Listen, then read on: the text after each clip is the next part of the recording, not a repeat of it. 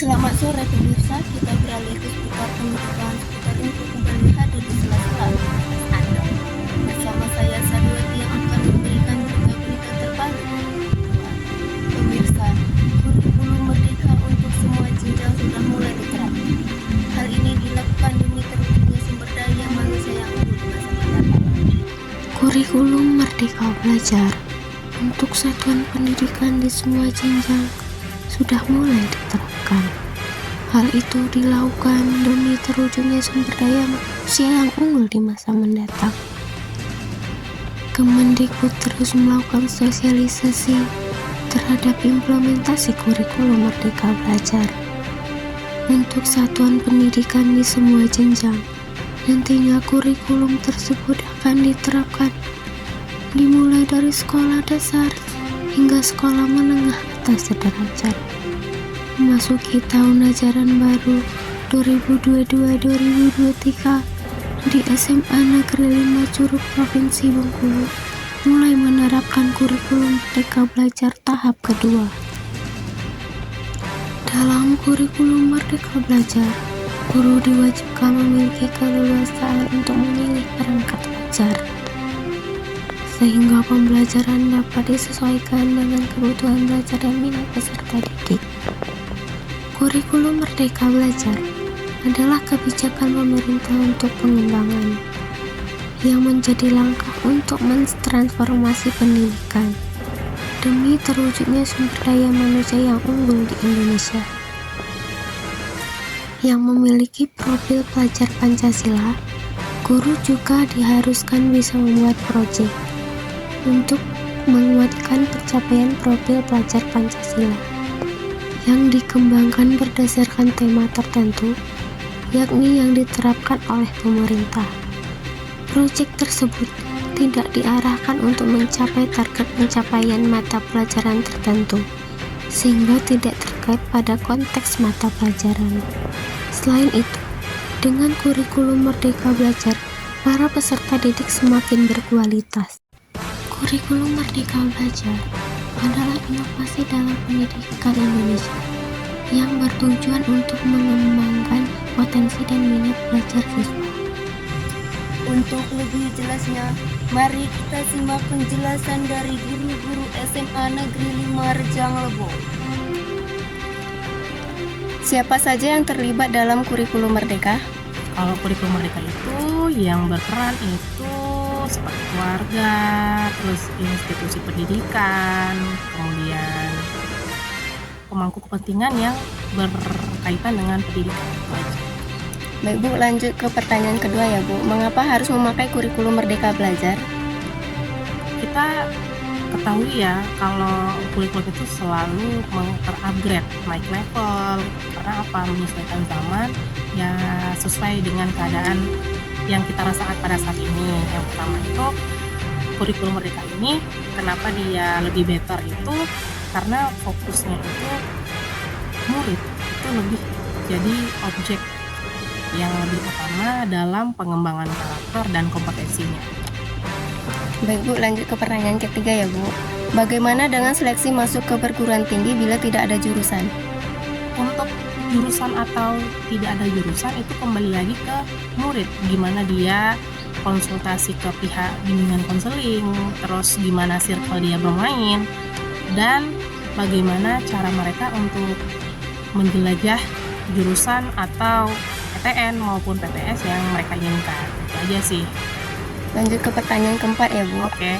Apakah yang dimaksud kurikulum Merdeka? Kalau yang saya ketahui, kurikulum Merdeka itu penekanannya lebih ke pengembangan ya, pengembangan kompetensi dan karakter murid agar mereka itu mampu berkompetisi di revolusi sekarang berapa ya? 5.3 atau apa? Karena gini, mereka harus secara mental atau skillnya mampu beradaptasi dengan media digital. Lanjut ke pertanyaan terakhir ya Bu, mengapa kita memerlukan kurikulum Merdeka? Kalau untuk kebutuhan kurikulum Merdeka itu sendiri, balik lagi ke situasi dan kondisi secara fakta ya yang kita butuhkan. Sebelumnya itu K13 itu memang lebih objek penekanannya anak mandiri, tapi sebaliknya kurikulum merdeka ini lebih menekankan lagi murid sebagai, ya kalau di dunia apa ya namanya, kayak skenario dan lain sebagainya, murid itu sebagai aktor utamanya dalam apapun itu, karena murid sekarang itu memang harus lebih objektif, lebih punya motorik yang sangat harus mampu mengoperasikan segala sesuatu, terus dia mampu bersosialisasi lebih baik, baik itu dari level umur anak-anak maupun lansia. Ya, baik Bu, terima kasih ya Bu. Oke. Apa keunggulan kurikulum merdeka? Keunggulan kurikulum merdeka di era zaman sekarang itu menyesuaikan kurikulum yang menyesuaikan akan kebutuhan siswa dan berpihak kepada siswa. Jadi siswa artinya dikatakan merdeka itu bukan dikatakan semena-mena, tapi siswa berhak untuk memilih gaya belajar mereka sendiri dalam memahami materi. Makanya di kurikulum merdeka ini sangat tepat diterapkan oleh pemerintah di era zaman digital ini yang memang tuntutan zaman. Sekarang anak rata-rata sudah familiar dengan gadget-gadget yang mereka miliki. Makanya kurikulum juga harus menyesuaikan dengan zaman, dengan perkembangan kebutuhan siswa zaman sekarang. Baik, bagaimana peran guru dalam kurikulum merdeka? Peran guru di dalam kurikulum merdeka itu sangat penting. Kemudian berinteraksi langsung dengan siswa. Di dalam kurikulum merdeka ini, guru dituntut untuk menerapkan model pembelajaran yang tepat untuk di kurikulum merdeka. Artinya model pembelajaran itu berpihak kepada siswa sehingga tujuan pembelajaran dan indikator pembelajaran bisa tercapai. Apa perbedaan dari kurikulum merdeka dan K13? Sebenarnya di dalam kurikulum yang diterapkan oleh pemerintah ini sejauh ini tidak terlalu banyak perbedaan. Di dalam kurikulum K13 masih mengedepankan beberapa untuk membangun dalam karakter siswa. Sedangkan di kurikulum merdeka ini memberikan kesempatan seluas-luasnya kepada siswa untuk memilih gaya belajar mereka. Dan di kurikulum merdeka ini berpihak pada siswa.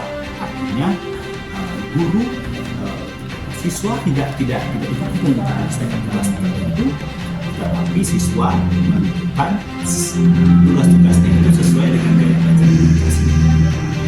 Baik Pak, terima kasih ya Pak. Pemirsa, informasi tadi sekaligus mengakhiri perjumpaan kita. Saya Sariwati yang bertugas undur diri. Selamat sore dan sampai jumpa kembali.